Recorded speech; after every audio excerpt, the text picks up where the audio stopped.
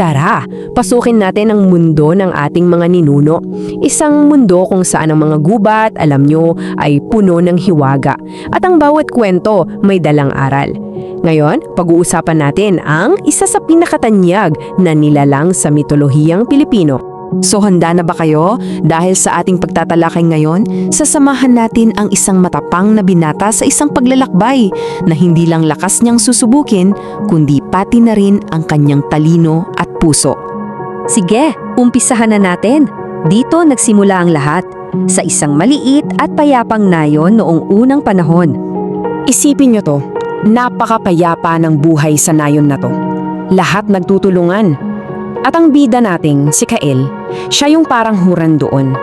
Kilala siya sa pagiging matulungin at sa tapang niyang harapin ng anumang pagsubok para lang sa mga kababayan niya. Pero alam niyo naman sa mga kwento, di ba? Ang kapayapaan minsan hindi nagtatagal kasi may isang misteryosong nilalang na biglang darating para guluhin ang lahat.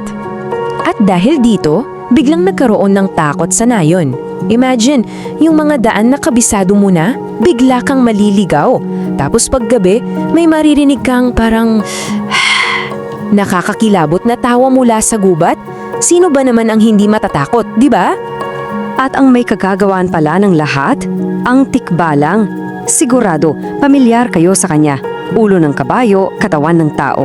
Madalas siyang ikwento ng mga matatanda bilang paalala na kailangan nating igalang ang kalikasan. Kasi yung mga panlilin lang niya, hindi yan basta-basta. Babanayan nang may hangganan ang pagpasok natin sa sagradong teritoryo nila. So eto na nga, isang araw, itong si Kael habang naghahanap ng gamot, napalayo siya. Napunta sa mas malalim na bahagi ng gubat. At doon, sa ilalim ng isang dambuhalang puno ng balete, nagtama ang kanilang mga mata. Ito na yung simula ng lahat. At dito na ngayon papasok yung hamon. Haharapin ni Kael hindi lang isang mahiwagang nilalang, kundi isang pagsubok na susukat sa buong pagkakataon niya. Sobrang linaw ng sinabi ng tikbalang. Hindi ito simpleng away. Kailangan patunayan ni Kael na karapat-dapat sila, na karapat-dapat ang buong nayon sa kapayapaan na gusto nilang maibalik. Pero si Kael, imbes na matakot, buong tapang niyang tinanggap ang hamon. Alam mo yun, naintindihan niya agad, naintindihan niya na hindi ito madadaan sa lakas. Kailangan niyang gamitin hindi lang yung tapang niya, kundi pati na rin yung talino. At dito na nga magsisimula yung serya ng mga pagsubok na inihanda ng tikbalang para kay Kael. Bawat isa talagang didisenyong sukatin ng iba't ibang aspeto ng katatagan niya. 3 yung pagsubok na binigay. Una, para sa talino niya. Pangalawa, para sa tapang niya. At yung huli na siyang pinakamahirap para sa kanyang determinasyon. Yung unang bugtong tungkol sa mga lihim ng kagubatan. Yung tipong bugtong na yung may tunay na respeto at koneksyon lang sa kalikasan ang makakasagot.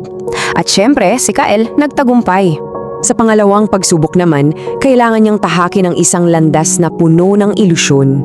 May mga bulong ng takot, may mga pagsubok sa isip. Pero hindi siya nagpatinag. Tuloy lang siya kasi alam niyang para to sa mga kababayan niya. Okay, so nalampasan niya yung 2. Ngayon, andito na tayo sa kasukdulan. Ang huli at pinakamahirap na pagsubok na magtatakda ng kapalaran nilang lahat. Ito na yung pinakasikat na parte ng alamat, di ba? Yung pagsakay sa tikbalang. Hindi lang to pagsubok sa tibay ng kapit mo Pagsubok din to sa kakayahan mong paamuin ang isang napakaligaw na espiritu. At walang pag-aalin ng gan, lumundag si Kael sa likod nito. Grabe, nagwala ang tikbalang.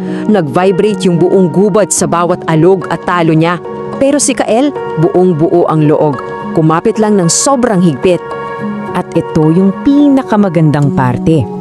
Sa halip na labanan ng lakas ng tikbalang gamit ang lakas, ginamit ni Kael yung pangunawa. Binulungan niya ito, pinakalma niya yung spirito. Ipinakita niya na hindi niya ito kaaway at gusto niya lang ng kapayapaan. Sa ano ang nangyari pagkatapos ng matinding pagsubok na yon? At higit sa lahat, ano ba talaga yung aral na iniiwan sa atin ng alamat na ito? Dahil sa ginawa ni Kael, yung tikbalang, sa sobrang pagod, tumigil. At dahan-dahan, iniyuko nito ang ulo kay Kael. Naging kaibigan nito ng nayon, nangakong poprotektahan sila. So kita nyo, hindi siya natalo, kundi napaamo, nagkaroon ng pagkakasundo.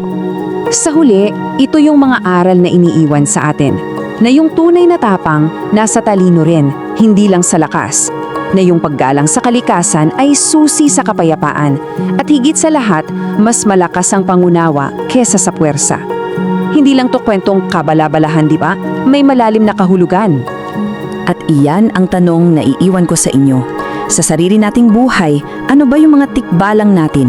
Mga problema, mga takot, mga pagsubok. Baka hindi sila mukhang kabayo, pero tulad ni Kael, kaya rin natin silang harapin. Hindi lang sa lakas, kundi sa puso at isipan.